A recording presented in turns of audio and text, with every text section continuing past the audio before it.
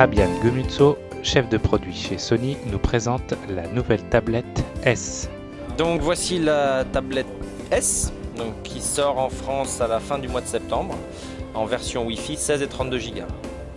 On retrouve l'interface Android Honeycomb avec une surcouche Sony dont on va parler par la suite. Au niveau du design, on a un design complètement novateur qui est issu de l'ergonomie d'un magazine replié qui nous permet d'avoir une meilleure prise en main sur le format vertical, une meilleure prise en main sur le format horizontal également. Et puis avec un centre de gravité déporté, on nous donne une sensation de légèreté qui nous permet un confort quand on va lire du magazine, quand on va lire du contenu web et qui permet d'avoir une prise en main plus longue que sur une tablette traditionnelle.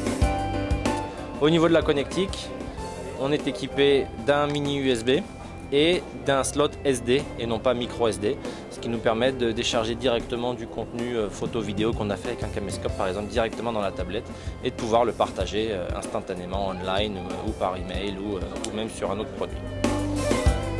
Au niveau des applications qui sont dédiées Sony, qui sont complètement nouvelles, on a tout d'abord toute une plateforme de contenu exclusif et on couvre la totalité des contenus multimédia avec des applications de musique.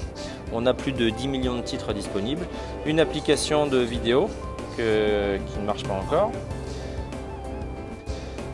Vidéo Unlimited qui nous donne un accès à plus de 1000 films en haute définition, donc soit en téléchargement, soit en location. Nous avons également des jeux, puisque cette tablette est certifiée PlayStation, et on retrouve directement sur la tablette le look and feel de la PlayStation avec les boutons PlayStation et on aura accès à une boutique PlayStation Store sur laquelle on va pouvoir acquérir des jeux PlayStation 1 qui auront été développés sous Android, comme vous pouvez voir ici avec Crash Bandicoot.